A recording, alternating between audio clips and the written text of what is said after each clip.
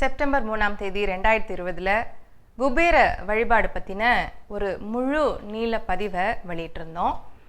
அதாவது 33 நிமிட பதிவாக அது இருந்தது. அதில் என்ன சிறப்புன்னா, அஷ்டதிக்க பாலகர்களுடைய வழிபாடு, நவகிரக நாயகர்களுடைய வழிபாடு, மிக முக்கியமாக குபேர தேவனின் ஜாதகம், அவருடைய ஜாதகத்தை வைத்து வாசித்து அவரை பிரசன்னம் பண்ணுவதற்கான ஒரு வழிபாட்டையும் வெளியிட்டிருந்தோம். அது ஒரு முழுநீள வழிபாடு. இப்போ எப்படி ஒரு சிறப்பு அபிஷேகம் பண்ணுற மாதிரின்னு வச்சுக்கோங்களேன். இது எந்த நாட்களில் பண்ணலான்னு சொல்லியிருந்தோம். பௌர்ணமி, பூச நட்சத்திரத்தன்றைக்கு செய்யலாம். அதே மாதிரி வியாழக்கிழமைகளில் செய்யலாம். மாலையில் 6 மணிக்கு மேலே 8 மணிக்குள்ளே செய்யலான்னு சொல்லியிருந்தோம். அதில் சிறப்பாக இந்த பகுதிகளில் நாம் சொல்லப்படுறது குபேர கோலம். அந்த கோலத்துக்கு சில தாத்பரியங்கள் இருக்குன்னு சொல்லியிருந்தோம். அதே மாதிரி அதனுடைய சிறப்பு என்ன, அது எப்படி வரையணும், சில வழிமுறைகள் இருக்குது. அது தனியாக ஒரு பதிவாக வெளியிடுறோன்னு சொல்லியிருந்தோம். அந்த சிறப்பு கோலத்தோடைய சிறப்பு வெளியீடு தான் இன்னைக்கு இந்த பதிவு. அதுதான் நீங்கள் பார்க்க போகிறீங்க. அதே மாதிரி ஒரு சில கேள்விகள் என்ன அப்படின்னா, குபேர பூஜை தொடங்கிறதுக்கு ஏதாவது விசேஷமான நாள் இருக்கா, இல்லை எப்போ வேணால் செய்யலாமா, நீங்கள் உங்களுடைய சௌகரியத்திற்கு எப்போ வேணால் ஸ்டார்ட் பண்ணலாம், அதுக்குரிய நாள் நட்சத்திரங்கள் பார்க்க வேண்டிய அவசியம் இல்லை. வியாழன், வெள்ளி சாயங்காலம் எனக்கு நேரம் இல்லைங்கிறவங்க நீங்கள் பிரம்ம முகூர்த்தத்திலே சூரிய உதயத்துக்கு முன்னாடி செய்கிறது ரொம்ப சிறப்பு. அதனால் நாள் நட்சத்திரமெல்லாம் பார்த்துட்டு இருக்கணுங்கிற அவசியம் இல்லை. எந்த ஒரு வழிபாட்டுக்குமே இதை இன்னும் தெளிவாக சொல்லணும்னு வச்சுக்கோங்களேன். இப்போ நம்ம பரீட்சை எழுதுகிறோம், நம்ம எந்த அளவுக்கு அந்த தெளிவாக விடையளிக்கிறோமோ அதுக்கு தகுந்த மாதிரி மார்க் கிடைக்கும். அதே மாதிரி நீங்கள் இந்த நாட்களில் செய்யும் பொழுது 100லேருந்து 200% உங்களுக்கு முழுமையான இது கிடைக்கும், அதாவது பலன் இருக்கும். மற்ற நாட்களில் செய்யும் பொழுது நம்ம என்னென்ன குறைக்கிறோமோ அதுக்கு தகுந்த மாதிரி பர்சன்டேஜஸ் குறையும், அவ்வளோதான். அதனால் உங்கள் மனசுக்கு எப்போ தோணுதோ அப்போருந்து நீங்கள் இந்த வழிபாடுகளை செய்யலாம். ஸோ இப்போது கோலம் பற்றின பதிவை பார்க்கலாம். அதுக்கு முன்னாடி மான்சி வித்யா யூடியூப் சேனலுக்கு சப்ஸ்கிரைப் பண்ணுங்கள். ஏன்னா இந்த மாதிரி நிறைய விஞ்ஞானபூர்வமான தகவல்கள் உங்களுக்காக காத்துட்டு இருக்குது. அதனால் பக்கத்தில் இருக்கிற பெல் ஐக்கனை ப்ரெஸ் பண்ண மறந்துடாதீங்க. இப்போ பதிவை பார்க்கலாம்.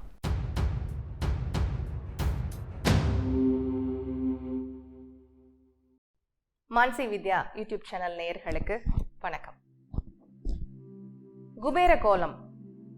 குபேர கோலம் எப்படி போடணும், அதுக்கான வழிமுறைகள் என்ன அப்படிங்கிறத இந்த பதிவில் பார்க்கலாம். எங்கெங்கே போடணும், எங்கெங்கே போடக்கூடாது அப்படிங்கிறதையும் நாம் இந்த பதிவில் பார்க்கலாம். நிறைய பேர் குழப்பத்தோடு இருப்பாங்க. வாசல்ல போடுறாங்க. குபேர கோலத்தை வாசல்ல போடக்கூடாது. துளசி மாடத்துக்கு முன்னாடி போடலாம். அதே மாதிரி பூஜை அறையில் குபேர பூஜை நடக்கிற இடத்துல நீங்கள் இந்த கோலத்தை வரைஞ்சி குபேர வழிபாடு செய்யலாம். ஏன் வாசல்ல போடக்கூடாது? சில சிம்பிள்ஸ் எல்லாம் நம்ம வாசல்ல வைக்கக்கூடாது. ஏன்னா அது கால் மிதிப்படுற இடம். அதனால அந்த இடத்துல வாசல்ல இந்த கோலங்களை நீங்க போடக்கூடாது. அப்படி போடணும் அப்படின்னா சைட்ல மத்தியில கால் வச்சு ஏறக்கூடிய வரக்கூடிய இடமாக இருக்கிறத விட்டுட்டு மேல சைட்ல எங்கேயாவது போட்டு ஒரு விளக்கு வைக்கலாம். அத்தனை கஷ்டமே தேவையில்லை. நீங்க துளசி மாடத்திற்கு முன்னாடியும் பூஜை அறையிலும் இந்த கோலத்தை போடலாம். இது எப்படி போடணும் அப்படிங்கிறத இப்போ நாம பார்க்கலாம். அதுல சில வழிமுறைகள் இருக்கு. அப்பதான் அந்த கோலம் குபேரனுடைய வரவு நம்ம கூப்பிடுறோம்.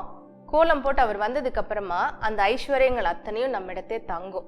ஒரு சிலர் சொல்றாங்க, எனக்கு நல்ல பொருள் வளம் இருக்குங்க, வருது போற வழி தெரியவே மாட்டேங்குது அப்படிங்க. அதனால இந்த கோலம் இது சிம்பாலிக் ஒரு ஷேப்புங்க, ஜியோமெட்ரிக்கல் ஷேப்.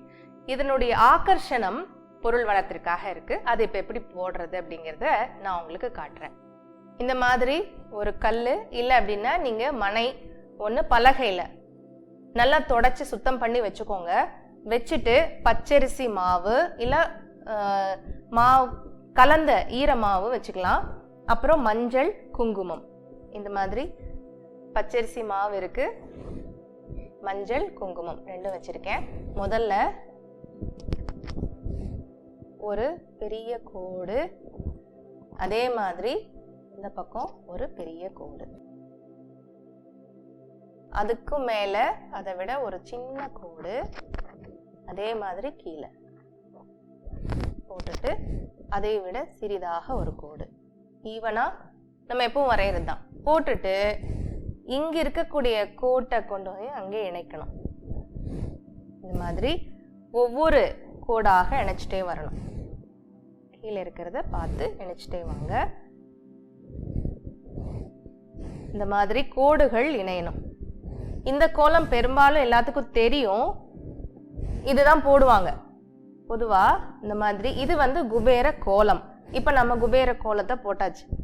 போட்டுட்டு இதில் என்ன பண்ணணும் அப்படின்னா, இந்த மஞ்சள் குங்குமத்தை நான் இதில் நிரப்பணும். வெளியே இருக்கக்கூடிய புள்ளிகள் எல்லாத்துலேயும் மஞ்சள். இது நீங்கள் ஃபுல்லாகவும் நிரப்பலாம், இந்த கட்டத்துக்கு ஃபுல்லாகவும் நீங்கள் போட்டு நிரப்பலாம். இந்த மாதிரி மஞ்சள் வச்சுக்கோங்க. வெளியே இருக்கிற கட்டத்தில் எல்லாத்துலேயுமே வந்து மஞ்சள் இந்த மாதிரி வச்சுட்டே வாங்க. முழு கட்டத்துக்கும் மஞ்சள் கட்டலாம். அதே மாதிரி உள்ளே இருக்கக்கூடிய இந்த கட்டங்களுக்கு வந்து நான் இப்போ குங்குமம் நிரப்பிடுறேன்.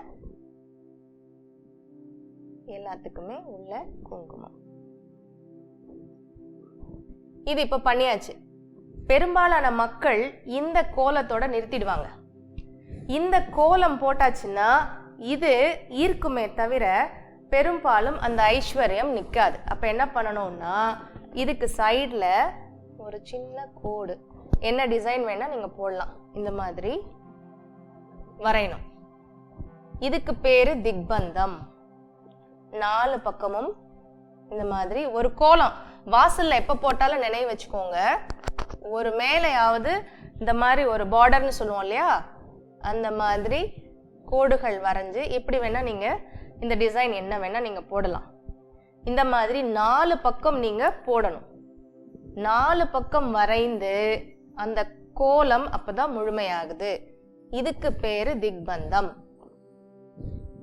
இப்போ இந்த மாதிரி 4 பக்கமும் நீங்கள் வந்து வரைஞ்சி பார்டர் கட்டணும். கட்டி அதுக்கு நடுவில் ஒரு புள்ளிகளை வச்சு நீங்கள் எப்படி வேணாலும் டெக்கரேட் பண்ணிக்கலாம். அதில் மஞ்சள் வச்சுக்கலாம்.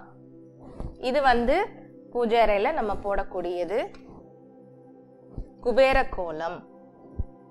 இது துளசி மாடத்துக்கு முன்னாடி நீங்கள் போடலாம். இதுதான் குபேர கோலம்.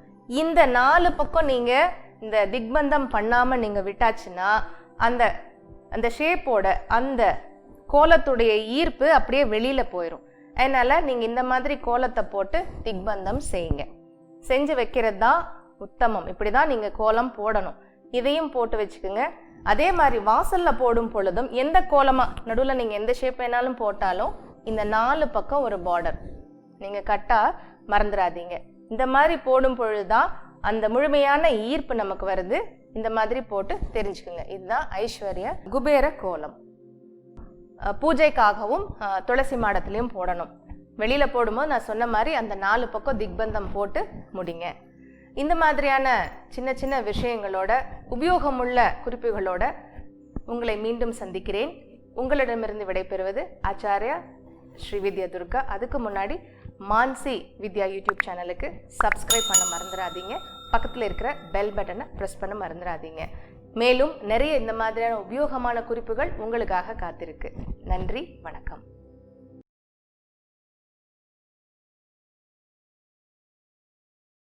Do subscribe to our YouTube channel and press the bell icon to never miss another update from Mansi Vidya.